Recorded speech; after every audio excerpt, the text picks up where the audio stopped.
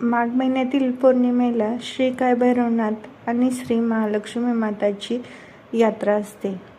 दरवर्षी गावची यात्रा खूप थाटामाटात मोठ्या उत्साहात साजरी केली जाते. पण यावर्षी साध्या पद्धतीने यात्रा करायचं ठरवलं होतं गावकऱ्यांनी. कारणही तसंच होतं. माननीय उपमुख्यमंत्री अजितदादा पवार यांच्या निधनाला खूप दिवस झाले नव्हते. सगळीकडे दुःखाचं वातावरण होतं. पण म्हणतात ना, शो मस्ट गो ऑन, त्याच पद्धतीने यात्राही करायचं ठरलं. यात्रा म्हणली की देवाला देवदर्शन आणि नैवेद्य आला. ते तर होणारच. मंदिरात आलो सगळेजण. यात्रेसाठी सगळ्यांना अगोदरच निमंत्रण गेले होते. त्याच्यामुळं मग परत त्यांना नाही सांगणं हे चुकीचं होतं. मग यात्रेला भरपूर सारी पाहुणे आली होती.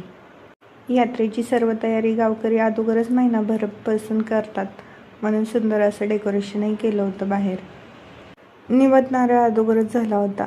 आमचं दर्शन राहिलं होतं. ताई, आई, मी, आम्ही सगळेजण लेडीज दर्शनासाठी मंदिरात आलो.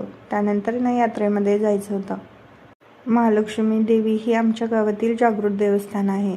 सगळ्यांची श्रद्धा आहे या देवीवरती, म्हणून खूप मोठ्या उत्साहात आषाढ महिन्यातही जत्रा भरते. सकाळी आलो असतो तर गर्दीमध्ये व्हिडिओ शूट नसतं झाला. संध्याकाळी आलं, मस्त असं निवांत दर्शनही झालं. त्यानंतर गेलो यात्रेमध्ये. यात्रा म्हणलं की पाळणे आले.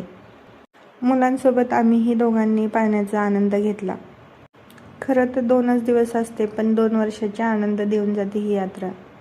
दरवर्षी मुलांच्या परीक्षा असतात, नाही तर काहीतरी कारणं निघून कोणी येतं कोणी येत नाही. यावर्षी रविवार सोमवार अशी यात्रा आली होती, त्यामुळे बऱ्याच जणांनी यायला जमलं. पाहुणे म्हटले की स्वयंपाक आला. स्वयंपाकात पनीरची भाजी बनवली होती. भाकरी, चपात्या, भात असा स्वयंपाक झाला होता. पुरणपोळीचाही स्वयंपाक झाला होता. ताईंनी शेंगाच्या पोळ्या आणल्या होत्या. मस्त आमच्या घरात असं अंगत पंगत जेवण चालू होतं. लहान मुलांपासून मोठ्यांपर्यंत आम्ही सगळे एकत्रित जेवत असतो. कोणी कुठेही असू देत, पण संध्याकाळच्या टायमिंगला जेवढे कोणी असेल तेवढे सगळे एकत्र जेवायचं हा आमच्या घरचा नियम आहे. त्यानंतर पाहू शकता आमच्या घरातील मुलांची मस्ती. सगळ्यांना पाण्याकडे जायला इतकं आवडतं आणि सगळेच एका वयाच्या असल्यावरती दंगा तर होणारच. दरवर्षीप्रमाणे यावर्षी मला व्हिडिओ शूट करायला काही जमलंच नाही. पाहुणे आले ते म्हटलं त्यांच्यासोबत वेळ घालवावा.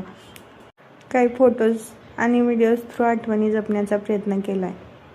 खूप छान पद्धतीने यात्रा आणि ताईंचा वाढदिवस सेलिब्रेट झाला. तर कसा वाटला मिनी ब्लॉग नक्की कळवा. मिनी ब्लॉग पाहायला जर आवडला असेल तर लाईक, शेअर, सबस्क्राईब करायला विसरू नका. भेटूयात अशा सुंदर मिनी ब्लॉगसोबत पुढच्या मिनी ब्लॉगमध्ये. तोपर्यंत सर्वांना बाय बाय.